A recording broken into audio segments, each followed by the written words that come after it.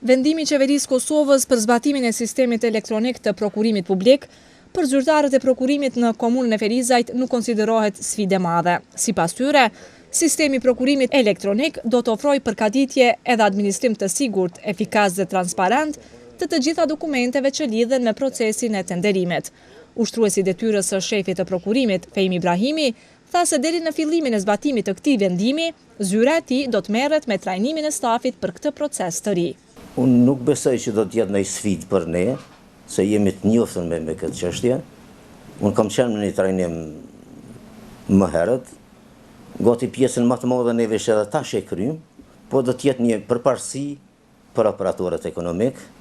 Hapja do të bëhet në mënyrë elektronike, ku operatorët ekonomik që ofertojnë do të jetë numri i tyre anonim, nuk do ta dimë ne kush është aja kompani, do të jetë anonime, edhe hapja edhe vlerësimi do të bëhet krejt në mënyrë elektronike. Aja është përparësia e operatorëve ekonomik. Parashihet që kuadri i kësaj zyre të ketë trajnime përveç juve? Besoj që KRPP-ja do ta ketë parasysh dhe do të shkojmë ne, se do të jenë 3 persona të trajnuar, që menaxheri do të jetë i trajnuar, ai do ta bën hapjen menaxheri i prokurimit, edhe 2 persona edhe komisioni.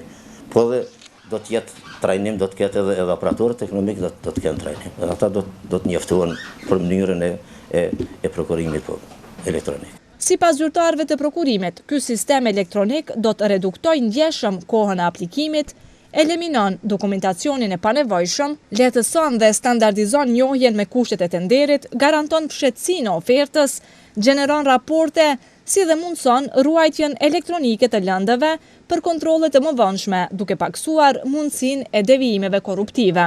Këtë vit, me sistemin e ri të prokurimit, do të fillojnë të punojnë ministritë e qeverisë, ndërsa nëpër komuna ky proces do të zbatohet nga janari vitit 2017.